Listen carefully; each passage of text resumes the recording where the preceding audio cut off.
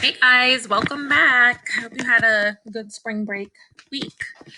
So we're gonna go ahead and get started. Today we are on chapter 3, which is the war starts. If you use the table of contents, we find the war starts on page 30. We are going to be reading text and answering key detailed questions. So making sure that we're going back to the text and referring to that to find the answers. Let's first go over some tricky words that we're going to see. This word is tricky because we see that I consonant E, which we might want to say the I sound, like imagine, but it's not imagine, it's imagine. So we say the I sound, imagine. Our next word that is tricky, this word, when you see it, you might want to say older, but it's not solder, it is soldier. Soldier. So it's tricky because we hear that j sound right here. And then our last word is Washington. Washington. We don't hear the a sound, we hear like an ah sound. Washington. And of course, we have our schwa at the end. All right, first I want to review what we learned about the Warhawks from chapter 2. So these are the notes that I had taken or that we had off to the side. So most merchants and traders did not care to go to war because they had homes in the cities along the East Coast and traded with Great Britain as well as other countries. A war would mean less trade between countries, sunken ships, and lost goods, and a war would cost them money. So I'm just kind of going back to that little Warhawks right here so that you can see these merchants in Boston. This is what I was talking about. They wanted to avoid a war because they did not want their ships sunken or lost goods or to have less trade with the other countries. And then the people who did not oppose war lived in the states out west and were closer to Native American land. These settlers were afraid of Native Americans and were angry with the British. And so when we looked at this map in the previous chapter, you can see which part was the United States and what was U.S. territory. And so the people that lived in the western states, they were the Warhawks, and they wanted to go to war with the British. The Warhawks told Congress they should go to war by making angry speeches before Congress, which thank you for those who actually shared your speech with me. You did a great job really driving those points about why we should go to war with Britain. So Henry Clay was a Warhawk, and he did make an angry speech in front of Congress. All right, now that we reviewed our last chapter, we're going to go over vocabulary. So remember, when we see bolded words in the chapter, you could look in the glossary to find the meaning. And I also just snipped and put a little definition right here. What you'll see at the end of the definition is just another form of the word. So this word, the first one that we have is monarchy. No, not monarchy. It's monarchy. Now, I put up this little spelling card to make sure that you knew that CH can say the K sound, as in the word school. And we have some other ones. Chris, echo, ache, stomach, and anchor all have that CH, and the CH has to be together, and it says the K sound. So this word is monarchy, and a monarchy is a government ruled by a king or a queen. And so the word in parentheses is monarchies, monarchies. And then our next word is fort. And a fort is a large building constructed to survive enemy attacks. And we'll also might see the word forts. Okay, so I'm going to give you reading supports. You can pause this video so that you can read the page that I have from the book, unless you are pulling up the book. If there's anything you're confused about, pause it, reread the page, just make sure you're understanding what is happening. So we're going to start off with reading the title, and the title of our book is, our chapter is The War Starts. So you're going to read page 30.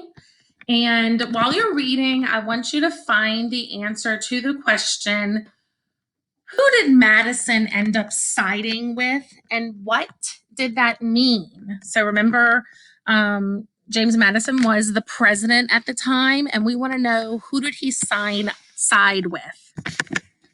You also can find the answer to, why did Americans think they would have a better chance of winning? You can pause the video so that you can read and find those answers. Let's look at our image on page 31, and you'll read the caption. Guys, it's also a great idea to take notes. If you have loose leaf, you can take notes on some of these questions that I'm asking. If we were in class together, that's what we would have been taking notes and talking about these things that were going on in the chapter as you're reading. All right, so now we're on page 32. Ooh, got a lot of paragraphs. Let's see if we can count how many paragraphs we have on this page. Ooh. 1, 2, 3, 4. You have 4 paragraphs now. This is the page where you're going to see that word that has the CH that says the K sound. So we have monarchies and we have monarchy. So remember, that's when there is a king or a queen. We're going to start off. You're going to read the first 2 paragraphs, these 2 paragraphs, and I want you to find the answer to the question, how was the United States in 1812 different from how it is today? Remember, you can also take notes and find the answer and jot it down on a piece of loose leaf paper. I wonder how the United States was different from Great Britain in 1812. Let's read the rest of the page to find out how the United States was different from Great Britain. So first you compare the United States in the past to current, and then you're going to compare how Great Britain and the United States are different. And of course, pause it so that you can read. Let's look at this image on page 33 and read the caption. The caption is located underneath the picture and just gives us more information about it.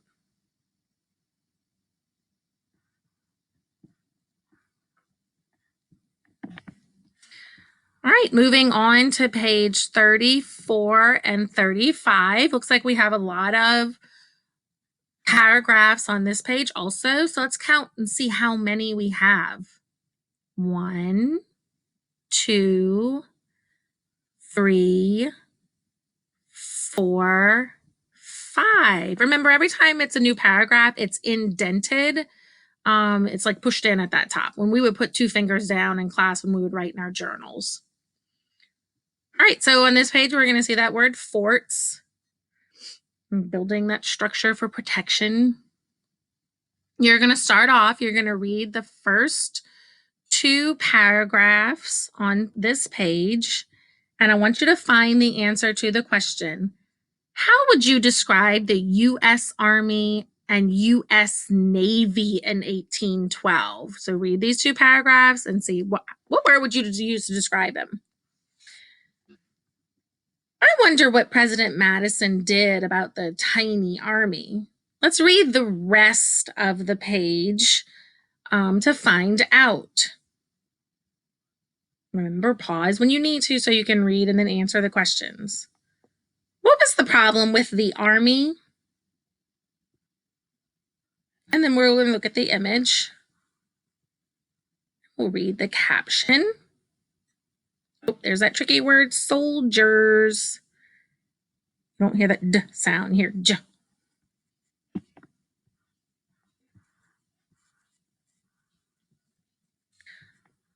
On this page, you're going to read this paragraph, and I want you to find the answer to this question. What happened with the Navy? And then we'll look at our image on page 37 and read the caption.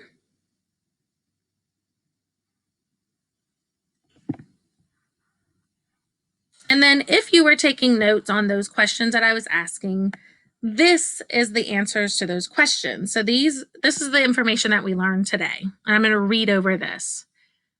In the end, Madison sided with the war hawks, and that meant he asked Congress to declare war. The British were already at war with France and could only send some of their troops to fight the United States. In 1812, the United States was not very old as a country. Today, it is a strong nation and has been around for many years. The United States had a different kind of government. At the time, most nations in Europe were monarchies. A king or queen ruled until he or she died, and then the oldest son or daughter took over. The United States had a president chosen by voters instead. When voters picked a new president, the old one had to step down. The United States had an army and a navy that were tiny. Madison found a way to make it bigger by getting farmers to join. The soldiers were not well trained, and the army was not ready for war. Nobody expected much from the Navy, but things weren't better with the Navy than the Army. Things were better with the Navy than the Army. The Navy beat the British in some naval battles. Go Navy! All right, guys, so now that we're done, you are going to answer some questions on a Google form. Make sure that you're pulling the book open, that you have your two tabs side by side so that you can refer to the answers. And you'll see how I'm kind of moving these around. You put it at the top and drag it. Put them side by side so that you can answer the questions on your form using the text, the chapter, The War Starts. Tomorrow, we're going to be doing a close read of The War Starts so that we can really make sure we understand what was happening in our history at this time. Bye, guys.